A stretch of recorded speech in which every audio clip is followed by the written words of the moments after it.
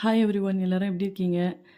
என்னோட channel name பார்த்தீங்கன்னா ஆயிஷா அஹ்மத். என்னோட சேனல் இது வரைக்கும் ஷார்ட்ஸ் வீடியோஸ் தான் போட்டிருந்தேன். இதுக்கப்புறம் கண்டென்ட் வீடியோஸ் போடலான்னு இருக்கேன். அதுக்கான ஃபஸ்ட் வீடியோ தான் இது.